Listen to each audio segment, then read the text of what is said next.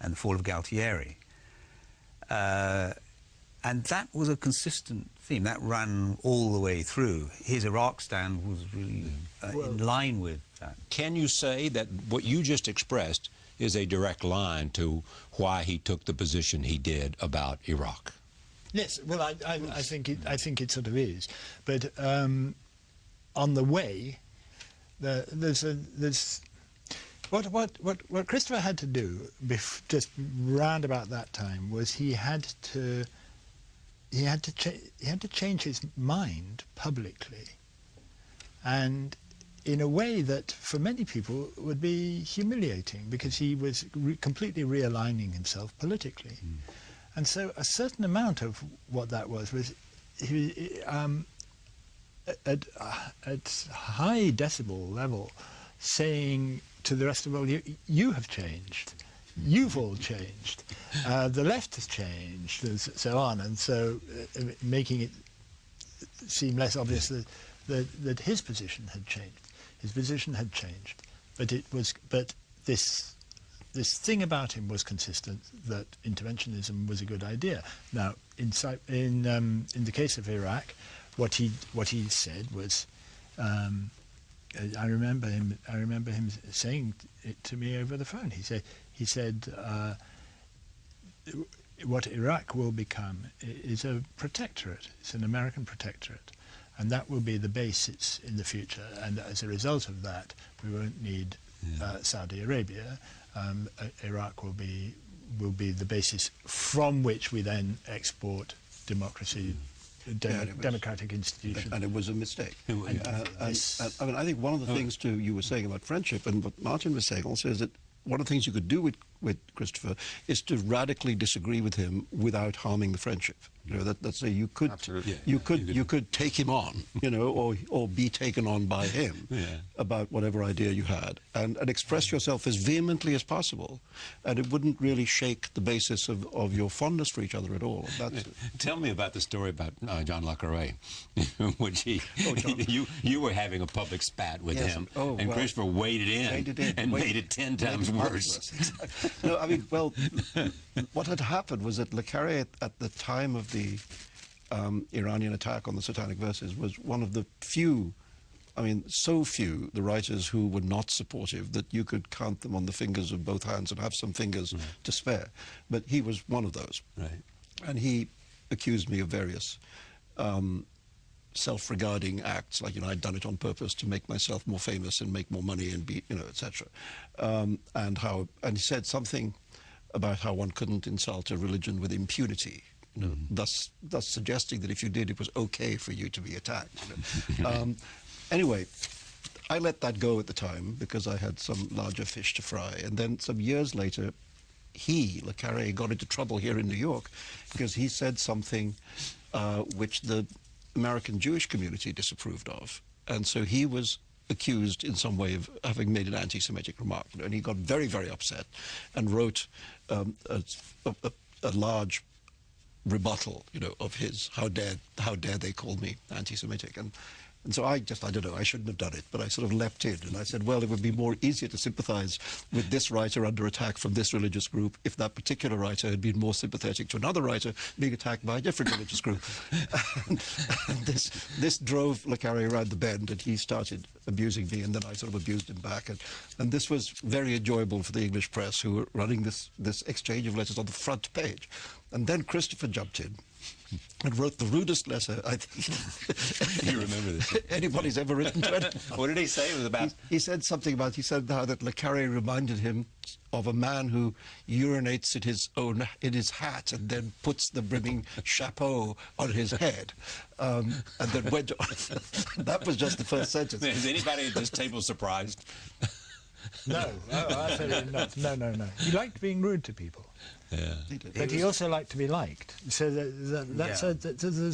was always a paradox as a socialist and a man of the people, how rude he could be to cabbies. I mean, Oh, really? Yeah. Oh, my God, it's so embarrassing sometimes. No, you'd say to waiters, if you're so smart, what are you doing dealing them off the arm in a dump like this? Or you'd say to a taxi driver, if you're so smart, why are you steering this bedpan around town? I mean, you're completely He made us all get out of the cab. And you wanted to get out, in sneak out. When he was ill, we got into a cab to go, and Hitch said, we're going to the Natural History Museum, and the guy was Ukrainian, and said, well, I don't know where it is. He said, well, we're getting out, you don't know... You're living in this country, you don't know where the Natural History Museum, you don't deserve our fare. And Hitch got out, and he almost fell over on the pavement, he was so ill. Yeah. And Carol and I got out too. We had to get another cab with an approved cabbie who knew where the Natural History Museum was. Wasn't there a time also that you got into a little thing, you wrote him a lovely letter saying, talking about the difference between being an atheist and being an agnostic? Yeah. Well, I think agnosticism is the more rational position, because since we know so very little about the universe, it's a bit previous to say that there's no higher intelligence, since the universe is much cleverer than we are, and we have, cosmology is almost going backwards. We're just finding out more about our ignorance, and Hitch. I said in the piece that strict atheism is vulnerable to the accusation, and Hitch would never be vulnerable to this accusation, of being Lenten, of being a bit pinched and crabbed. And we did disagree about that. But as Salman says, we had violent arguments about Trotsky and Lenin, etc. But I never had a slightest wobble in my friendship with Hitch. It was... And I think the God thing, I think, in different ways, one could have a different position to Christopher on that. I mean, I used to feel that religion as a private matter was not my business. That if there were people who found sustenance or moral strength or whatever it might be from religious observance, then it wasn't for me to tell them not to. And Christopher's view was more absolutist than that, and was, as the subtitle of his book had it, that religion poisons everything, and that you can't make that private-public distinction, as he argues in the book, because the trouble with those private beliefs is that people use them to justify attacks on actual individuals, in the public sphere. So you could have that disagreement with Christopher without it affecting your thinking. But I actually think the religion moment, the God is not great moment, is sort of the moment at which Christopher came back from his, if you like, from the Iraq mistake, and kind of regained his genuine intellectual ground. I mean, the things that we all, I guess, accepted or thought of more as the real Christopher. And I think that's when he got his audience back here. People began to actually become very fond of him. During the Iraq years, I think there were a lot of people who were very disappointed or angry with his positions, and then he sort of regained this, but ended up very beloved. What about this idea that goes all the way back to Oxford? This notion that it was a double life, there was a double set of books. Yes. What is that? Well, do you mean that he always had friends on the left and friends on the right? That's right. Yeah, sort of conservative social friends on one side, and his ideological friends somewhere else. Well, this is absolutely the case, and people on the left saw it, and they saw it as a kind of treachery. They knew that he was doing things like he's partying with one and preaching with the other. That's right. Yes. Then they accused him of being a Bollinger Bolshevik and all that. But that's why should the rich people drink all the champagne? I mean, it wasn't. It was. There was a particular character in Oxford at the time who was a much disliked figure by the students, because he seemed to represent everything that was wrong with Oxford. He was the warden of All Souls. His name was John Sparrow. And Christopher, seeing John Sparrow, Christopher he was going to charm John Sparrow, and he jolly did.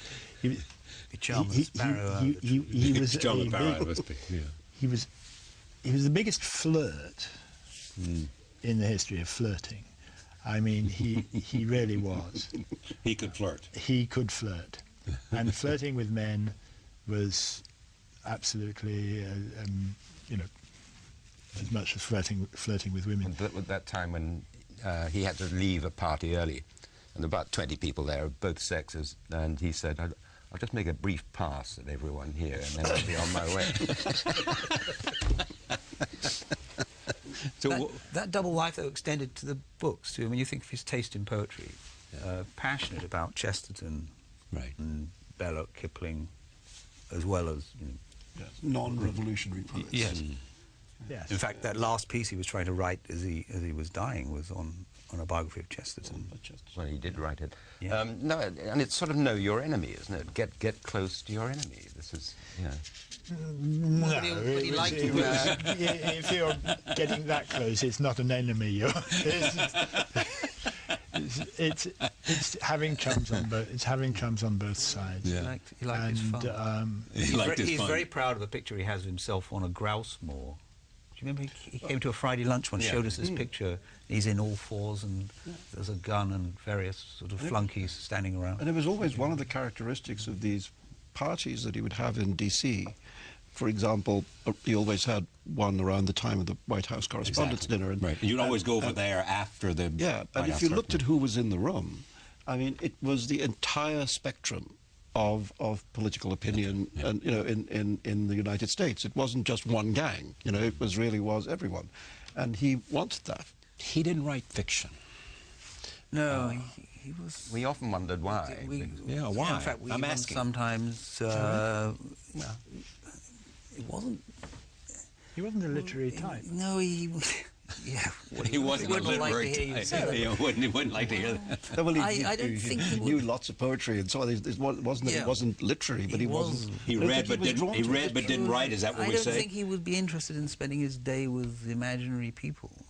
I think that's a good... Well, I mean, I think the reason he stayed in D.C. and never came to live in a city like this one, like New York, is that he liked to be in the bubble, you know, inside that world of what was going on and who was real. The people who were making it happen. Politicians made decisions that were real. And then he would go places to find out what was going on. Then how do you characterize his influence on the political debates? Well, I just think he became impossible to ignore.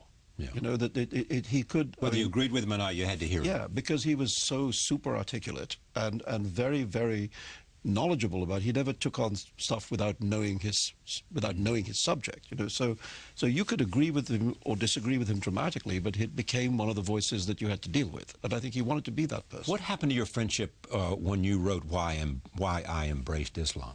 Well, I mean, you know, Christopher was an ally. As I say, you know, whether he agreed with you or not, you know, I mean, and that was it was a weak moment for me, and I think he understood the reason for the weakness. But I think, you know, to go back up a little bit from that, I think the other thing that happened to Christopher in 1989, you know, other than the fall of communism, was the attack on my novel and his beginning to be aware of the threat, as he saw it, of radical Islam. And I think, you know, from there to the 9/11 attack, you know, there was in him a growing sense that there was a real problem here that people weren't looking at straight, you know, and that became a growing part of his interest, and so it brought us closer together. Brought you closer together, yeah, no question. Yeah. I'm also very proud. I have a chapter on this too, having been a friend of Salman Rushdie's during the time of the fatwa, when he was on the run, when not only did a friend need his friends, but when a very important principle, the whole principle of free expression, needed to be defended against the most direct, thuggish possible challenge. I mean, a death threat backed by death squads from the theocratic leader of a foreign state. And when a lot of people didn't show too much stomach for that battle. That was a very educational time in my life.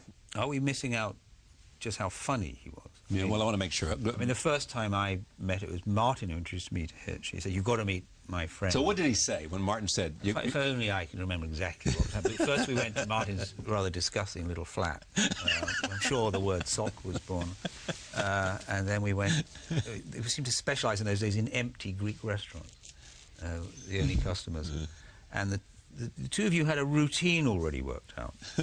Jokes were referred to merely by numbers or sounds or yelps that referred to long stories that had already been sort of encapsulated.